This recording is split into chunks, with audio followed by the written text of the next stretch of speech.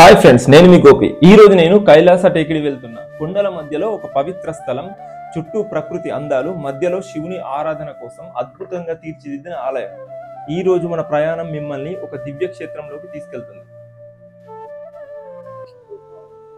దట్టమైన అడవి మధ్య ఉన్న ఈ ఆలయాన్ని చేరుకోవాలంటే మనం బోతు నుంచి బయలుదేరాల్సి ఉంటుంది.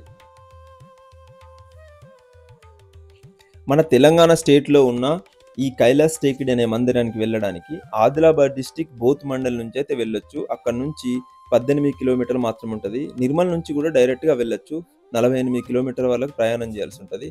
హైదరాబాద్ నుంచి అయితే 270 కిలోమీటర్లు.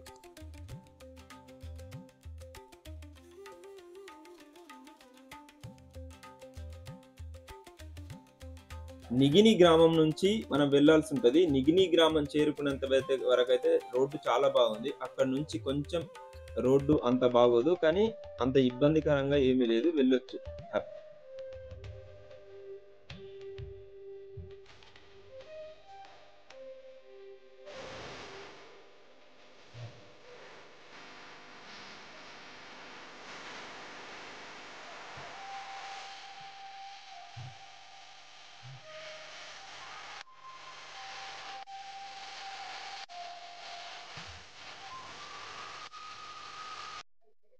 నిత్యాన్నదాన సత్రం, ఇది ఇక్కడికి వచ్చాం మనం ఇప్పుడు. నిత్యాన్నదాన సత్రంకి ఇక్కడ తినేసి ఇంకా పైకి వెళ్లాల్సి ఉంటది. ప్రతి ఒక్కరు ఇక్కడికి వచ్చాకైతే మరి ఈ నిత్యాన్నదాన సత్రంలో భోజనం చేసి మరి పైకి వెళ్తారు. నేను కూడా అలాగే తినేసి పైకి. చాలా మంది జనాలు ఉన్నారు, చూస్తున్నారుగా, అందరు తింటూ ఉన్నారు. చిన్న వాగు లాంటిది ఉన్నది, ఆ వాగులో నుంచి నడుచుకుంటూ సత్రం వరకు వస్తారు జనాలు.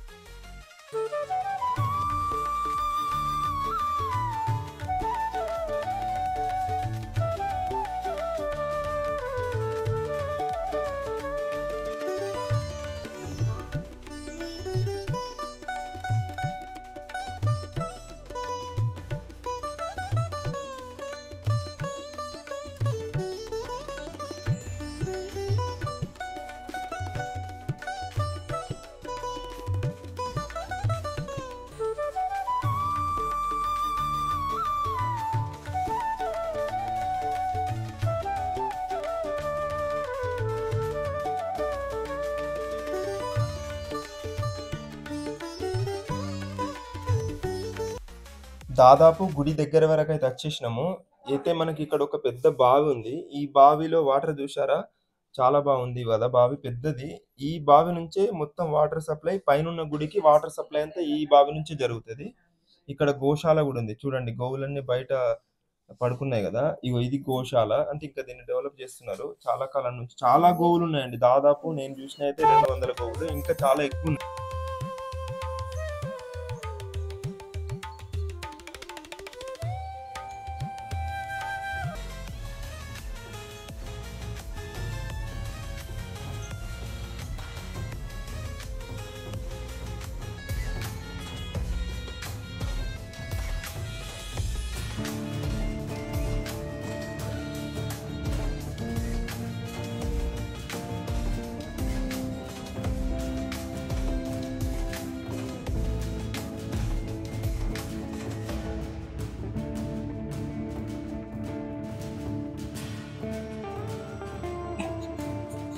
అయితే ఇప్పుడు చూస్తున్నారు కదా, రైల్వే ట్రాక్ లాగా 2 ట్రాక్స్ వేసారు. పై వరకు జనాలు ఎక్కుతూ ఉన్నారు కదా. నేను కూడా ఇడికెళ్ళి ఎక్కిన.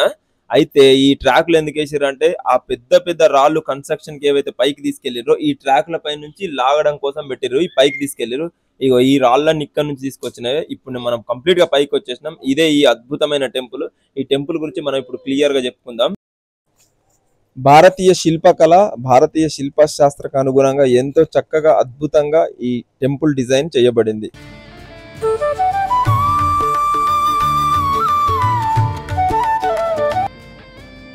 ఇక మరి ఈ గుడి నిర్మాణం అయితే దేనితోటైతే చేసిరో, స్థానికంగా దొరికే బాస్టాల్ రాయి అనే రాయితోటి, నల్ల రాయితోటి ఈ గుడి నిర్మాణం అయితే చేస్తున్నారు.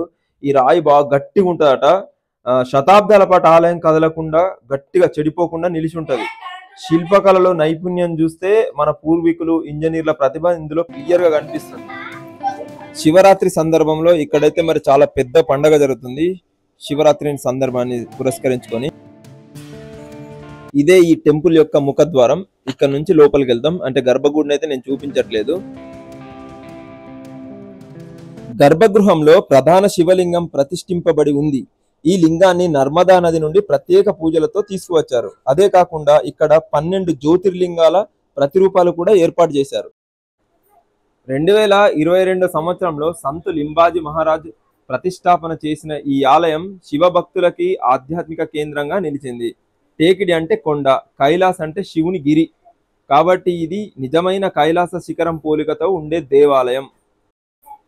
ఈ ఆలయ నిర్మాణం ఎంతో ప్రత్యేకం. సిమెంట్ వాడకుండా బెల్లం, అరటి, కుంకుడు కాయల మిశ్రమంతో కట్టబడింది.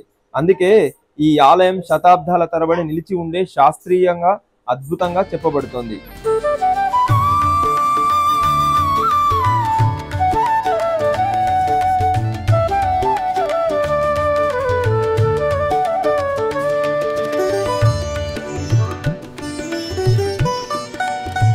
ఈ ఆలయ నిర్మాణము ఆగమ శాస్త్రము మరియు వాస్తు శాస్త్రం ప్రకారం నిర్మించబడింది.